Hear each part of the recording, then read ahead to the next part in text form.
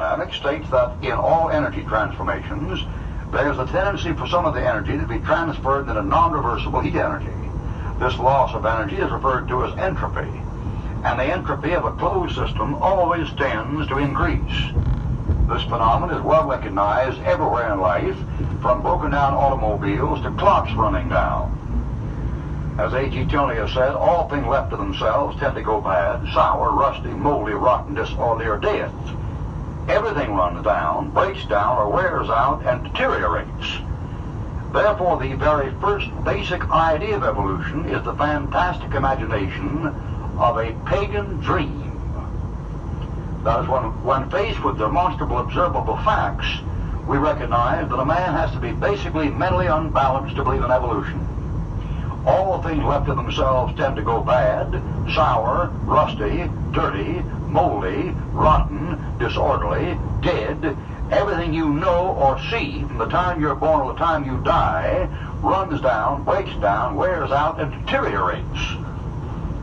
Therefore, we may say conclusively from an objective, empirical, scientific point of view, without fear of contradiction of any communist or atheist in the world, nor do we have to consider his opinion as valid, regardless of his educational background, that basically a man who rejects the entire observable, demonstrable, empirical facts of life, observable to be anybody through the five senses, is mentally unbalanced.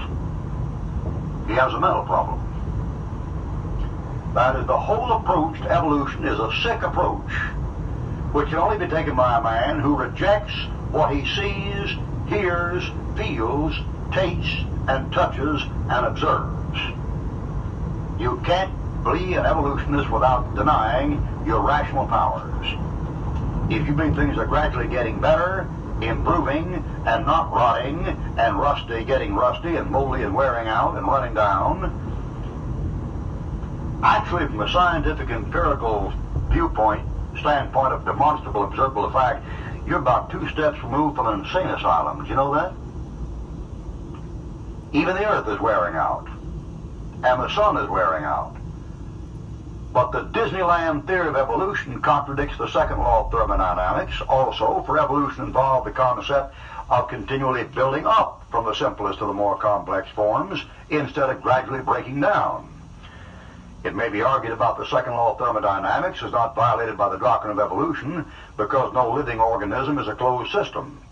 But it is accepted that evolution has been a continuous process of development from cosmic dust to man before there were any living organisms. And in the same way, entropy must have been built into the universe at its inception. Entropy is not a local phenomenon. It embraces the boundaries of space.